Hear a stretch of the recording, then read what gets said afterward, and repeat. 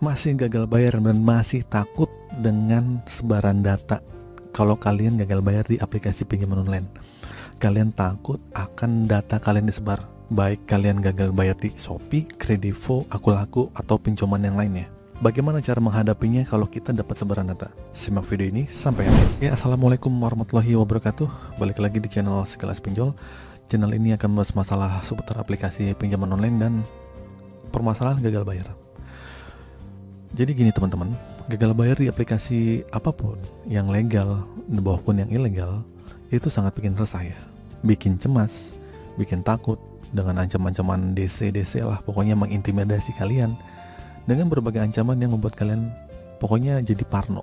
Nah, di video kali ini saya akan bahas informasi terbaru dari aturan OJK. Jadi begini teman-teman, saat ini OJK tuh mulai serius untuk memerangi kalau ada DC pinjol itu tidak boleh melakukan penagihan dengan memakai jalur kekerasan dan akan dikenakan sanksi sesuai peraturan perundangan yang berlaku.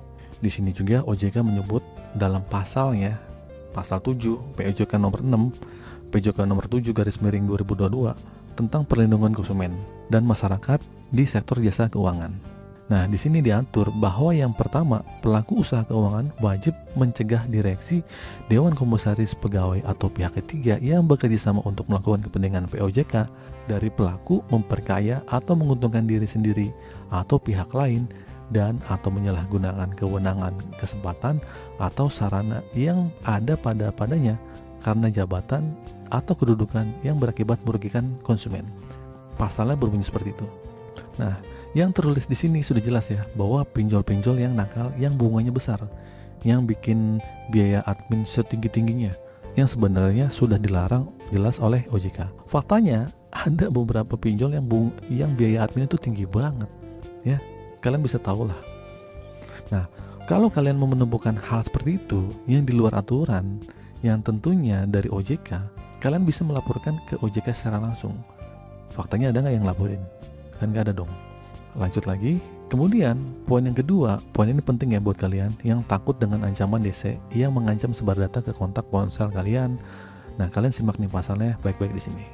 Di sini tertulis bahwa contohnya antara lain mencantumkan pembatasan kewenangan atau larangan untuk memberikan atau memperdagangkan data dan atau informasi pribadi tanpa persetujuan dari konsumen kepada pihak lain. Nah, dalam prosedur tertulis perlindungan konsumen, pengaturan kekerasan dalam penagihan utang konsumen adalah ketika ada DC yang melakukan kekerasan baik secara verbal maupun tindakan yang sudah jelas dilarang dan menyalahi aturan. Nah, pasal POJK di sini juga disebutkan bahwa DC pinjol itu tidak boleh menghubungi orang lain selain kontak darurat yang kalian sertakan pada proses pengajuan. Nah, faktanya banyak pinjol-pinjol yang meneror di luar kontak darurat. Banyak ini. Jadi, kalau mereka menghubungi orang lain tanpa seizin kalian, itu sudah melanggar aturan yang ditetapkan. Apalagi ada DC yang mengancam apapun yang berhubungan dengan keselamatan diri kalian atau mungkin keselamatan keluarga, ya itu jelas dilarang.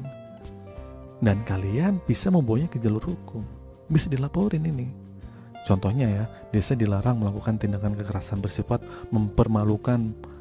Buat yang takut DC datang ke rumah atau lalu bikin onar, teriak-teriak atau bikin heboh, ini dilarang.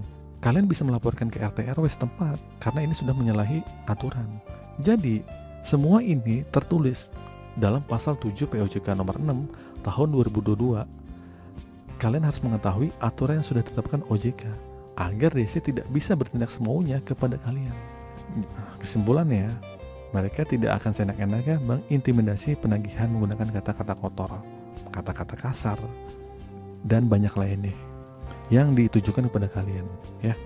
Jadi buat kalian yang masih takut dengan sebaran data, kalau pinjol-pinjol itu melanggar, nggak usah takut, digagal bayarkan saja nggak apa-apa, karena dia melanggar ya udah, secara tidak langsung kita juga menentang pelanggaran itu dong ya, dengan cara tidak membayarnya untuk sementara waktu.